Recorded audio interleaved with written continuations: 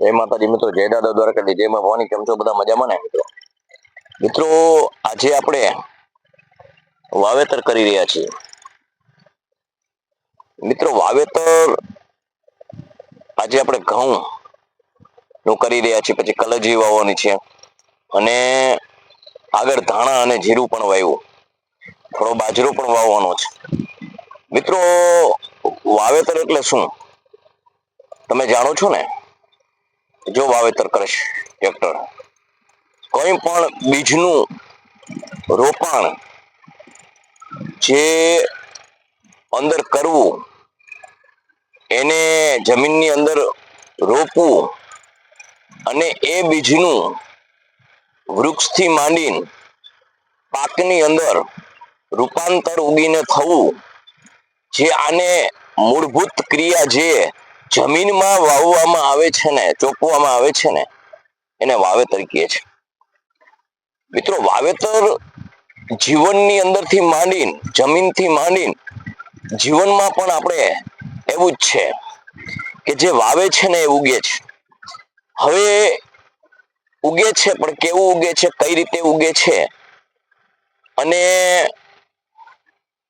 એનું ઉત્પાદન કેવું આવે છે, એ પાક ઉપર આધારિત રાખે છે, બીજ ઉપર આધારિત રાખે છે, જમીન ઉપર આધારિત રાખે છે. એવી આપણે સરસ મજાની આજે વાત કરીએ કે આપણા જીવનમાં પણ મિત્રો વાવેતર કરવું જોઈએ. તો કેનું વાવેતર કરવું જોઈએ? સારા વિચારોનું, સારા લક્ષણોનું, સારા વર્તનોનું, સારી ટેવનું, સર્વ સમાજ પ્રત્યે સ્નેહ ભાવનું. મિત્રો, જ્યારે આ વાવેતર એટલે જીવનની અંદર અપનાવવું અને અપનાવી અને એ જે છે એને સાકાર કરવું, અમલમાં લેવું અને અમલમાં લયા પછી એ જીવનની અંદર ખીલવવું, આને આપણે વાવેતર કહીએ છીએ. મિત્રો, જ્યારે જ્યારે કોઈ પણ સમસ્યાઓ ઉદ્ભવે છે ને, અને કોઈ પણ પ્રકારની જે ખુશી મળે છે ને, એ મિત્રો વાવેતર આધારિત છે. માણસના જીવનની અંદર જ્યારે વાવેતર સાચું થાય છે ને, ત્યારે એનું જીવન મહેકે છે, મહેકાવે છે, ખીલે છે, ખીલાવે છે. મિત્રો, સારું વાવેતર થયું હોય ને, એનું ફળ હંમેશના માટેનો પાક, એની ગુણવત્તા એ ખૂબ સારી જ આવે છે. પણ જ્યારે વાવેતરની અંદર ફેરવીએ છે, આપણે કહીએ છે ને વાવેતર બગડ્યું એટલે વરસ બગડ્યું, એમ જ્યારે વાવેતર બગડે છે ને, ત્યારે વરસ બગડે એમ જીવનમાં વાવેતર બગડે છે ને. વિચારોનું વાવેતર છે, આચારોનું વાવેતર છે, મેં તમને વાત કરી એમ ગુણોનું વાવેતર છે. એ જે વાવેતરની અંદર જયારે મિસ્ટેક થાય છે ને, ત્યારે સંપૂર્ણ જીવન બગડે છે.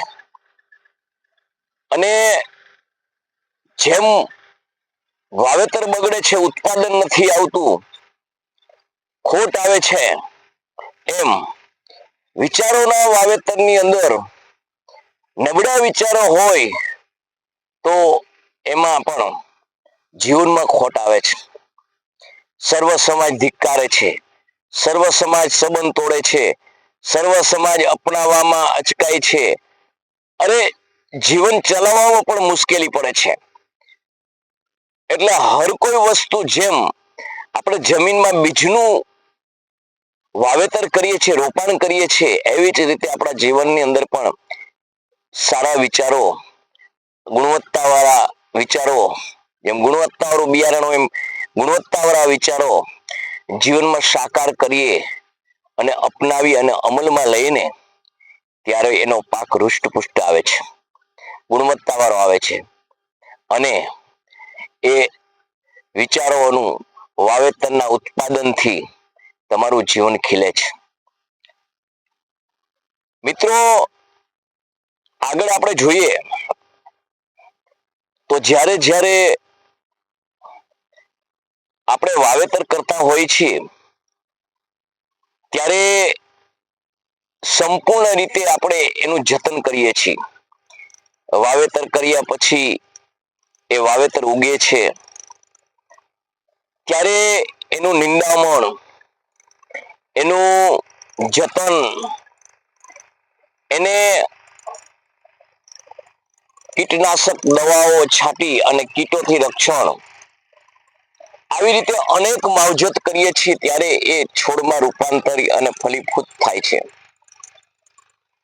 આવી જ રીતે આપણા જીવનમાં જે જે આપણે વાવેતર કર્યું છે એની અંદર એ વાવેતર ઉગે એટલે કે એ આપણા વિચારો બારે ઉગે તો એને જાળવી રાખવા, એના માથે કઈ જાતનો માર ન પડે એટલે આપણો કોઈ ખોટો ઉપયોગ ન કરે, આપણા વિચારોનું ખોટું વિશ્લેષણ ના કરે અને આપણને કોઈ ખોટી રીતે ગેરમાર્ગે ન દોરે અને આપણા ઉપર ખોટી કોઈ પણ સમાજની કે કોઈ પણ જાતિની આપણા ઉપર ખોટી શંકા કુશંકા, જે આવું કરાવનાર વ્યક્તિઓ છે, તમારી મન અને બુદ્ધિને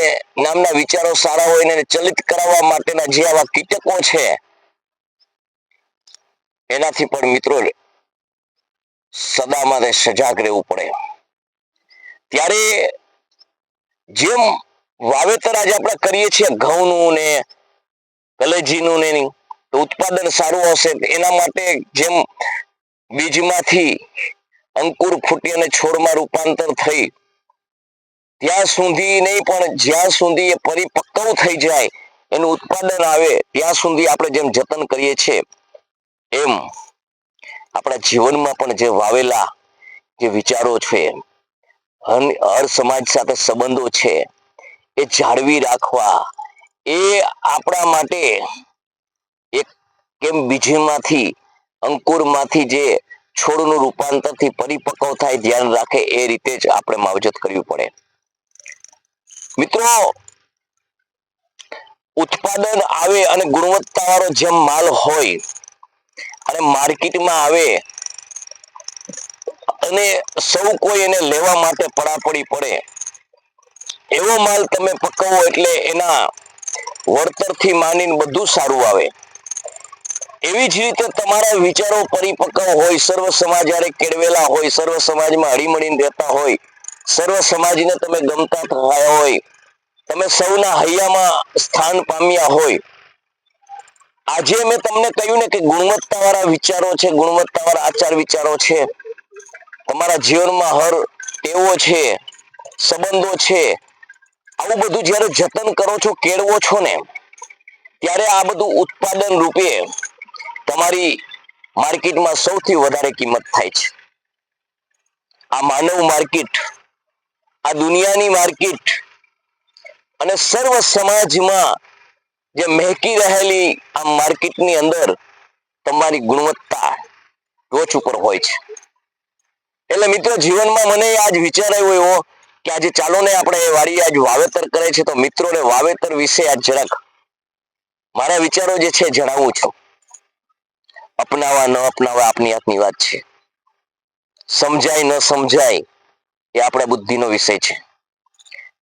હું કોઈને સમજાવતો નથી કે હું કોઈને જ્ઞાન આપતો નથી. જે મારા જીવનની અંદર મને ફાયદો થાય છે, જે મારા જીવનની અંદર જે ઉપજ્યું છે, મને મજા આવી છે, એ મારા વિચારો મને શાંતિ મળી છે, શીતળતા મળી છે, મને આર્થિક કે માનસિક બધી રીતે જે ફાયદો થયો છે, એવા વિચારો તમે મારા ભાઈઓ છો એટલે કેવી મારી ફરજ છે. વિચારો આપી અને સર્વત્રના હૈયામાં સ્થાન મેળવવું છે એ મારી અભિલાષા છે, પરંતુ સર્વ સમાજને ગમતું થવું એ પણ મારી અભિલાષા છે. પરંતુ આનાથી કોઈ કમાણી કરી અને ફેમસ થઈ અને દુનિયાના દિલ જીતી લેવા એ તો ભગવાનને આધીન છે. કારણ કે સોનાની દુકાને તમે જ્યારે જાઓ ને તે સર્વની ટોચથી કિંમત વાળો માલ હોય છે, પણ લેવા વાળા ઓછા હોય છે. એમ જેમ માર્કેટની અંદર જાઓ અને માણા શાક બકાલાની છે ગમે તેવી, એમાં માણા ખદબદતું હોય, કારણ કે એની જે ગુણવત્તા જે છે એ ઓના જેટલી નથી. નથી એટલે એનો મતલબ કે હર કોઈ માણસ એ લેવા માટે સક્ષમ નથી. એમ જે વિચારો સારા છે, સુંદર છે, એ અપનાવવા એ ઘણું કઠિન છે. એટલે મિત્રો આપણે કોઈ દિવસ વાદ વિવાદ વાળા વિડીયો નહીં બનાવીએ. આપણને એમાં રસ નથી. હા, ચોક્કસ કોઈ પણની જવાબદારી હોય, જવાબદારીમાં છટકતો હશે તો આપણે સરકારશ્રીને પણ કાન પકડાવશું, એવા વિડીયો બનાવશું. પણ સમાજ, આંતરિક સમાજો જે આપણે ભાઈ ભાઈ છીએ, એમાં એવા ખોટા કોઈ બી એવા વિડીયો બનાવીને આપણે ફેમસ થવાનો પ્રયત્ન નહીં કરીએ. એટલે મિત્રો આજે હું વાડીએ આવ્યો ને એટલે મને વિચાર આવ્યો કે આપણે છે ને આજે વાવેતર કરીએ છીએ ને, એટલે મિત્રોને વાવેતર વિશે થોડીક વાત કરીએ. મિત્રો આવી જ રીતે આપણા જીવનની અંદર હંમેશના માટે ભગવાન સારા વિચારો, સારા ગુણો, મહાપુરુષોના વિચારો, આપણા વેદ ઉપનિષદોના વિચારો, આપણા ઋષિ મુનિઓના વિચારો, અન્ય સમાજના સર્વને હળી મળીને રહેવાના વિચારો, આપણા રામાયણના ગીતાના વિચારો, આપણા વેદોના વિચારો, આવા અનેક આપણા મહાન ગ્રંથો જે છે ને મિત્રો, એની આજે આપણે વાત કરી રહ્યા છીએ. એ જે વિચારો જે છે ને એને આપણા જીવનમાં વાવવા જોઈએ. ચોક્કસ સારું ઉત્પાદન આવશે અને ચોક્કસ એનાથી આપણને ફાયદો થશે. તો મિત્રો મારો આ વિડીયો તમને કેવો લાગ્યો, તમારા મંતવ્યો મને કોમેન્ટ કરીને જણાવજો. મારા વિડીયોને લાઈક કરજો, શેર કરજો, સબસ્ક્રાઇબ કરજો. તો મિત્રો આવો ભાવ અને પ્રેમ રાખજો. જય માતાજી, જય દાદા દ્વારકાધીશ, જય માતાજી.